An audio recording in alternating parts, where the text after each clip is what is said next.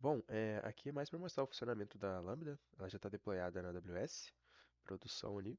É, basicamente aqui, então a gente vai passar um CPF e ela vai validar se esse CPF é válido, né? E para seguir as próximas etapas aí da arquitetura da nossa solução. Então, a princípio aqui eu vou colocar esse 000, viu que deu inválido. Vou colocar também 1, 2, 3, 4, 5, 6, 7, 8, 9. E agora eu vou colocar um CPF válido. Beleza. Então, com o CPF válido, a gente conseguiu gerar o token de autenticação ali para a aplicação. A gente está conseguindo fazer o consumo das rotas.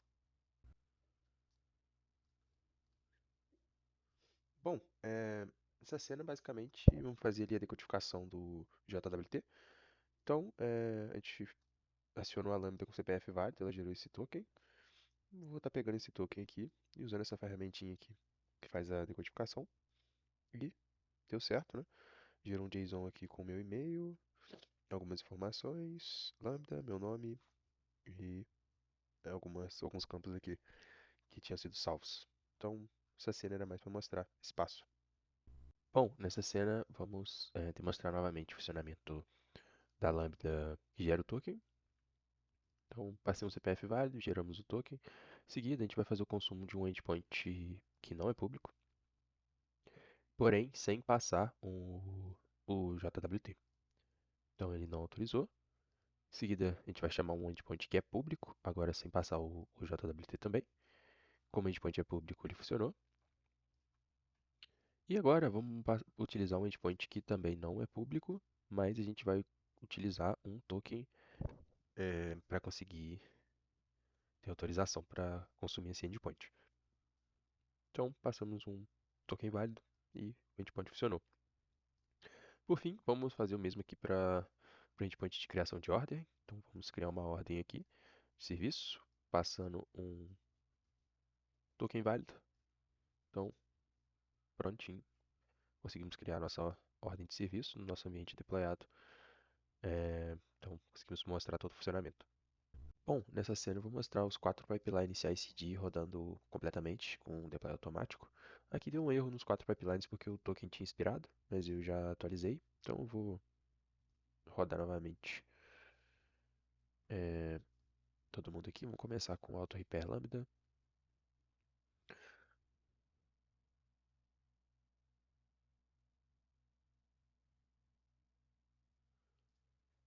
Setup, setup do Go,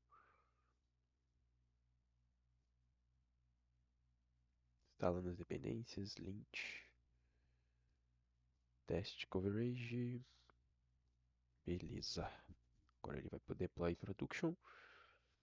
Enquanto isso eu já vou startar esse infra K8s, que é onde está o Kong, nosso API Gateway, e o Datadog. Iniciar ele aqui também. Vou iniciar todos. Tem alguns que demoram um pouco mais. Esse aqui é o Auto Repair DB Infra, onde está a infra do banco de dados.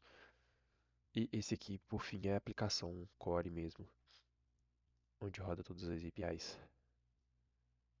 Então vamos observando aqui, fez a configuração das credenciais da AWS, já fez a instalação do Sun CLI, fazendo um build para fazer o deploy em produção.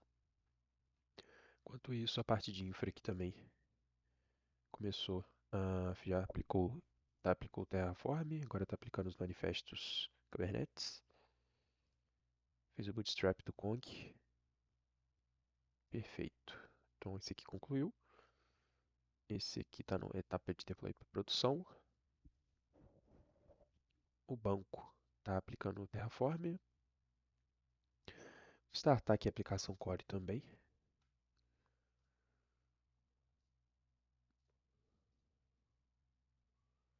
Nos observando, está aplicando Terraform.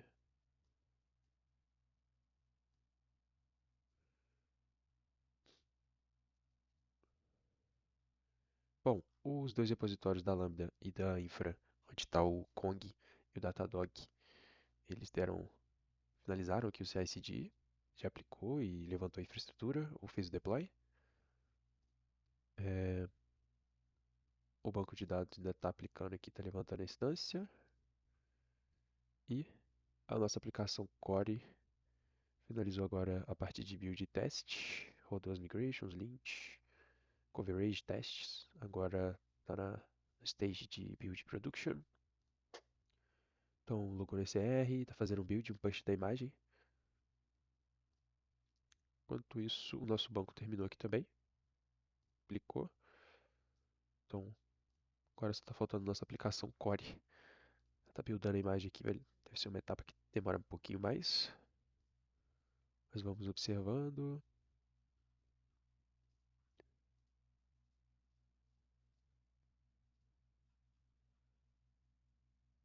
Instalando bastante coisa.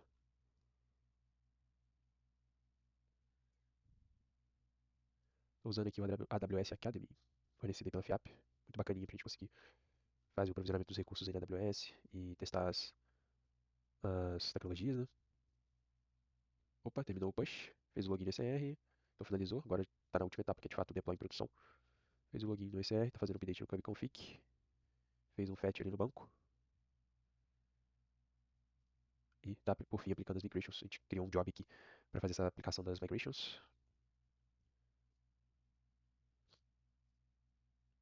Quase concluindo. E concluímos. Agora a gente já está criando uma nova release, uma nova versão aqui da nossa aplicação. Só aguardar ele concluir aqui também. Criou um GitHub release. Perfeito. Então era isso. Todos os pipelines CI/CD funcionando corretamente. Nesse momento, durante a gravação desse vídeo, já estou com todos os recursos provisionados. A parte de observabilidade também já foi deployada, banco de dados, a aplicação em si. É, Nesse momento a gente está já com. Eu fiz uma série de requisições aqui, rodei alguns scripts para popular os dashboards. E com isso a gente já consegue ter uma visão aqui das métricas no Datadog. Então, métricas P50, P95, P99.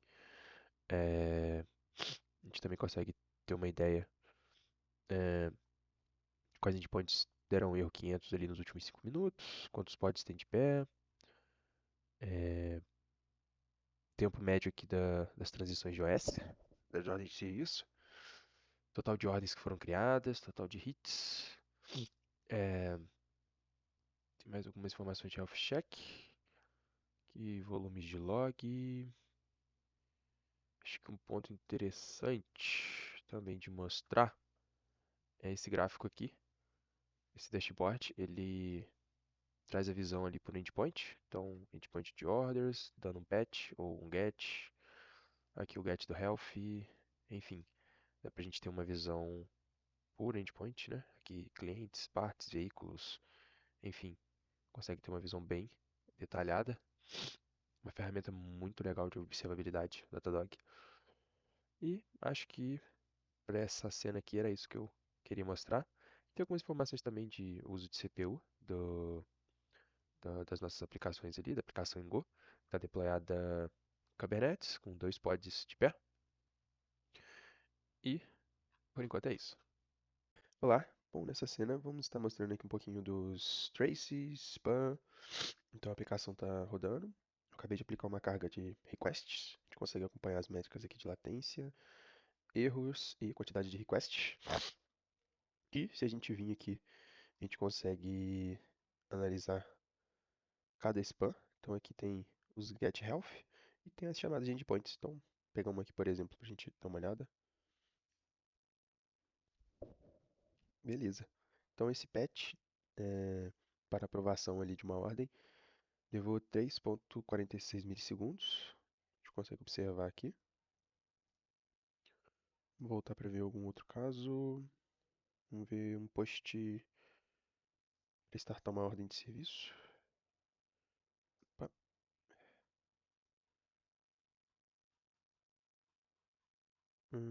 Post aqui. Então, retorno 200. Aqui a gente tem o tempo que levou. 11 milissegundos de duração. E aqui as métricas. Umas informações bem interessantes aí para a gente, principalmente, monitorar se nosso sistema está atingindo ali as métricas de SLA, por exemplo. Caso fosse um sistema regulado, né? como por exemplo sistemas financeiros que geralmente são regulados e tem o SLA que eles precisam atender. Então, se tiver alguma chamada ali demorando mais que o tempo, a gente consegue entender qual etapa está levando mais tempo, por aí vai.